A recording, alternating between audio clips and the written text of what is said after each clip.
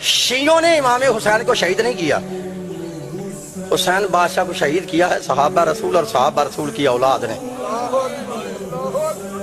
آج جتنے بیٹھے ہو سید صاحب سے معافی مانگ کے جملہ کہتا ہوں، دعویٰ میں نے کیا وہ دعویٰ بیکار ہوتا ہے جس کی دلیل نہ ہو۔ دیکھو میرے مولا حسین کا پہلا قاتل ہے محمد بن اشعث۔ پتہ یہ کون ہے؟ یہ اشعث بن قیس کندی کا بیٹا ہے، مسلمانوں کے بادشاہ اول کا سکا بن جائے۔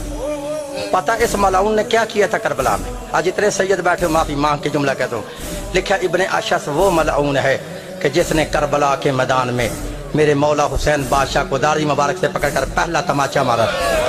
اجرکم اللہ، اجرکم اللہ، اجرکم۔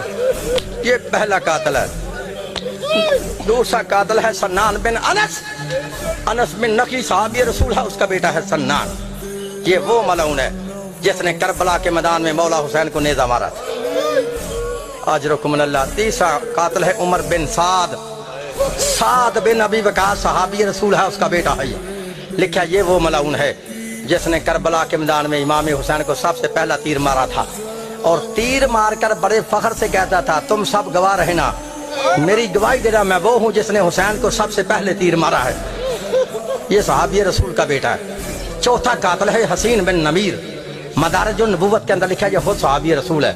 ہن میں تو نام لے گیا، آپ نے سن لیا، ذرا پتہ کرو اس بے ایمان نے نقصان کیا کیا تھا کربلا میں۔ لکھا حسین بن نمیر وہ ملعون ہے جس نے کربلا کے میدان میں میرے مولا حسین کے اس بیٹے جس کا لقب تھا ہم شکل پیغمبر، جس کا لقب تھا شبیہ رسول، شہزادہ علی اکبر کو کربلا کے اندر برچھی ماری تھی۔ پانچواں قاتل ہے یزید بن معاویہ، تمہارے عقیدہ میں وہ بھی صحابی رسول کا بیٹا ہے، اب تمہیں شرم نہیں آتی؟ پھر کہتے ہو حسین کو شیعوں نے شہید کیا ہے۔ حسین کو شیعوں نے شہید نہیں کیا، حسین کو شہید کیا ہے صحابہ رسول کی اولاد نے۔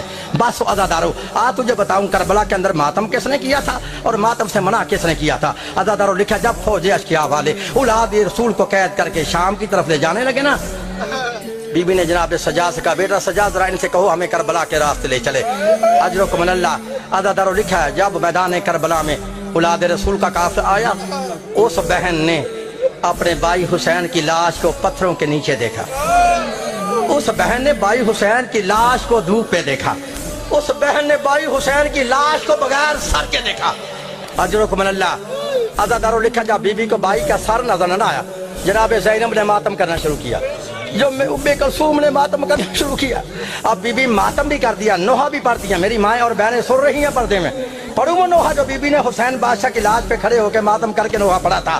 عزادارو جب بی بی کو بھائی کا سر نظر نہ آیا، بی بی ماتم کر کے کہتی ہے انتا حسین، بھیا یہ تو بتا واقعی وہ حسین تو ہے جو نانا رسول کے کاندھوں پہ سوار ہوتا تھا؟ وہ حسین تو ہے جس پر آسمانوں کے فرشتے درود پڑھتے ہیں؟ وہ حسین تو ہے؟